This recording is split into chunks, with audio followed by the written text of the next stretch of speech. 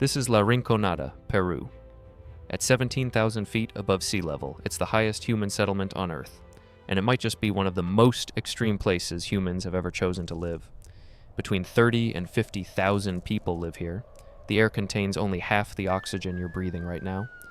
Temperatures plunge to negative 11 degrees Celsius. There's no running water, no sewage system, no real infrastructure of any kind. And the average life expectancy? 35 years old. So why are they here? The answer is as old as human ambition itself: gold. To understand La Rinconada, you first have to understand just how impossibly remote this place is.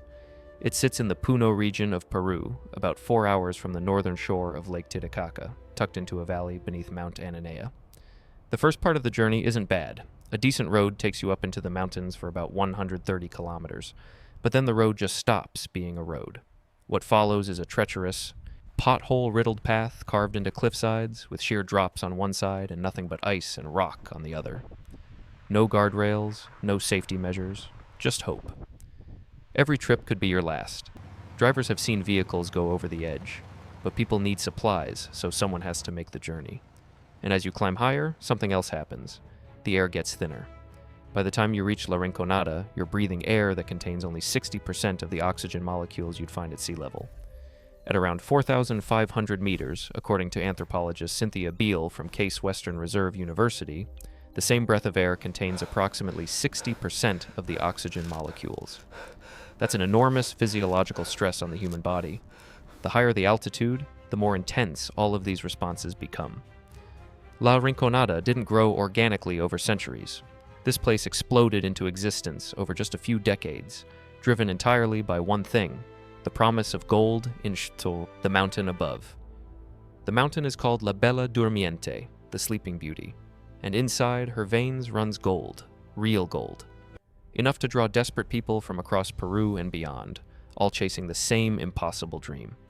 But here's where it gets really harsh. The miners here don't get paid a salary. Instead, they work under a system called cacorio, and it's as brutal as it sounds. Under cacorio, miners work for a company for 30 days straight.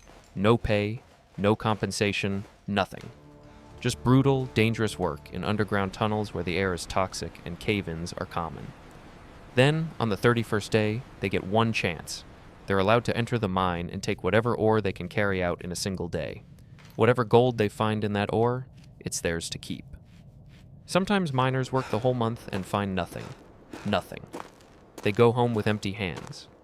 But they hope next month will be different. They always hope. Think about that. 30 days of backbreaking, labor in one of the most hostile environments on Earth. And you might walk away with absolutely nothing. It's not employment. It's gambling with your life as the stake. The mines themselves are dark, cramped, and terrifying. The walls glisten with moisture that will freeze in minutes if exposed to outside air.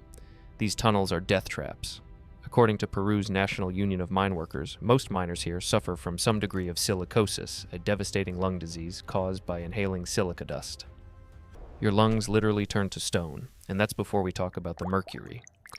To extract gold from the ore, miners use mercury. It binds to the gold particles, making them easier to collect. But mercury is devastatingly toxic. According to the Times of India, the city is practically saturated with mercury contamination. The vapors rise from processing sites and drift through the streets. And at this altitude, in this cold, those vapors don't dissipate. They just hang there, slowly, poisoning everyone who breathes them. Mercury enters the body and accumulates in organs, particularly the brain and nervous system. The damage is permanent and progressive. The combination of silica dust, mercury poisoning, crushing altitude, and dangerous working conditions means that miners in La Rinconada have a life expectancy of just 30 to 35 years. That's half the national average for Peru. These men are literally trading their lives for the possibility of finding gold. But the suffering doesn't stop with the miners. This is a family affair. Entire families live here, trying to survive in conditions that would be considered uninhabitable almost anywhere else on Earth. There's no running water. It's brought in through makeshift systems of hoses from nearby glaciers. No sewage system means waste flows openly through the streets. The smell would be unbearable if it weren't for one saving grace. It's so cold that organic matter freezes before it can decompose. The city is essentially an open-air landfill with people living in it. No waste collection system exists, so trash accumulates everywhere. Homes are little more than metal shacks with no electricity, no heating, no insulation.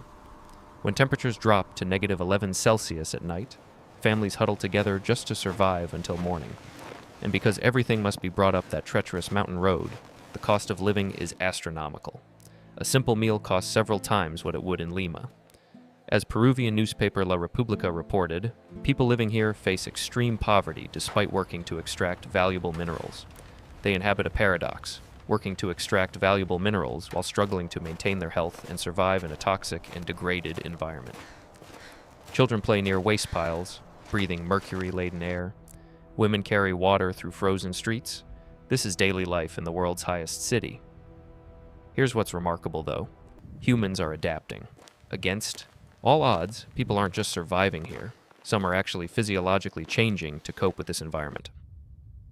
A 2023 study published in the journal Hemisphere examined residents from 3 different altitude zones in Peru: sea level, high altitude at 3,800 meters, and extreme altitude right here in La Rinconada. The researchers found something fascinating. The human body can adapt to extreme oxygen deprivation by producing significantly more hemoglobin, the molecule in red blood cells that carries oxygen. La Rinconada residents, especially those who arrived before adolescence, develop larger lung volumes and more efficient oxygen transport systems. There's quite clear evidence from around the world that people exposed to high altitudes, particularly before adolescence, show mild to very significant increases in lung volume. The higher the altitude, the more intense these adaptations become. But adaptation has its limits. According to Live Science, about 1 in 4 people in La Rinconada suffers from chronic mountain sickness. The symptoms are brutal: constant headaches, crushing fatigue, nausea, complete loss of appetite. Your body is essentially consuming itself trying to cope with the lack of oxygen. As the percentage of hemoglobin in the blood drops, the body struggles. The more extreme the altitude, the more severe these responses become.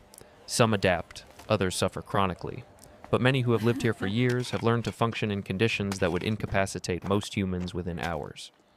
This is human resilience pushed to its absolute limit. But we need to talk about something darker. La Rinconada isn't just a mining town. It's also a place where humanity's worst impulses thrive in the absence of law and oversight. According to investigations by Ojo Público, in 2019 there were over 200 nightclubs and establishments operating in La Rinconada. Not one of them was licensed. Reports indicate serious concerns about trafficking and exploitation in the region. Young women are reportedly lured here with false job advertisements, promises of work as cooks or housekeepers. When they arrive, they find themselves trapped. The isolation works against them. There's no real police force to speak of, no social services, nowhere to turn in one of the most remote places on Earth. This is the reality that exists in the shadows of the gold rush, where desperate men with dangerous jobs and no prospects for normal life seek escape in alcohol. Local culture has even developed beliefs around this, a tradition that miners must be heavy drinkers to appease the mountain spirits and ensure success in the mines. In a place this extreme, where death is a constant companion and your fate depends on pure chance, superstition fills the void left by hope. Miners here worship a figure called El Tío de la Mina, Uncle of the Mine, a horned deity who supposedly controls the underground world. Before entering the mines, workers leave. Offerings, alcohol, coca leaves, cigarettes, sometimes even animal sacrifices. They're asking for protection, for luck, for the mountain to reveal its gold to them instead of crushing them in a cave-in. Crude statues of El Tío sit at mine entrances, adorned with dried flowers, fruit, and bottles of alcohol. The offerings are meant to guarantee success and protection in the explorations. It's a dark fusion of Catholic imagery, indigenous Andean beliefs, and mining folklore, all twisted by desperation and isolation. This is what happens when you put thousands of desperate people in an ungoverned space with no infrastructure, no hope, and surround them with the promise of instant wealth. Civilization breaks down, superstition rises, and the vulnerable suffer. So here's the question: why? Why would anyone choose to live here? The answer is simple and devastating. For many people who come to La Rinconada, this extreme place represents their best option. They're coming from rural areas, where opportunities don't exist. where generational poverty is the only inheritance you can count on. In their villages, there's no work. Nothing. In La Rinconada, at least there's a chance. Maybe they find nothing this month, but maybe next month they find enough gold to change everything. To send their children to school, to build a real house. One lucky day could change an entire life. This is the brutal mathematics of poverty. In La Rinconada, the dream is simple and seductive. Work hard enough, get lucky once, and escape. Never mind that the odds are astronomical. Never mind that you're more likely to die young from mercury poisoning or silicosis. It's still better than the absolute certainty of poverty elsewhere. They're surrounded by wealth they can never quite grasp, dying in the pursuit of treasure that's always just out of reach. And despite everything, the cold, the altitude sickness, the mercury, the exploitation, the death, people keep coming. La Rinconada's population has been growing for decades. La Rinconada forces us to confront some uncomfortable truths about what humans are capable of enduring and what we're willing to put each other through in the name of profit. This city exists because global demand for gold makes it profitable enough for companies to operate mines at 17,000 feet using a labor system that would be illegal almost anywhere else. It exists because poverty is so crushing in parts of Peru that people will risk mercury poisoning and altitude sickness for a 1 in 30 chance at finding gold. National Geographic and other sources have documented how most of the mines here operate with informal contracts despite government authorization. There's just enough legal structure to keep the gold flowing down the mountain, but not enough to protect the people who extract it. Is there anything positive about La Rinconada? Maybe this. It proves that humans can adapt to almost anything. We can survive at altitudes that should be impossible.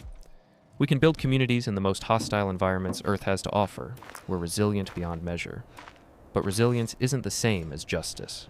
Just because people can survive these conditions doesn't mean they should have to. La Rinconada isn't just the world's highest city. It's a monument to inequality, a testament to the lengths desperate people will go for a chance at something better, and a stark reminder that the pursuit of precious metals has always come at a human cost. The gold that comes out of this mountain might end up in jewelry stores, in electronics, in investments, but it carries with it the sacrifice of miners working in conditions that rob them of half their expected lifespan. Next time you see gold, remember, it had to come from somewhere. And sometimes that somewhere is one of the most extreme environments on Earth.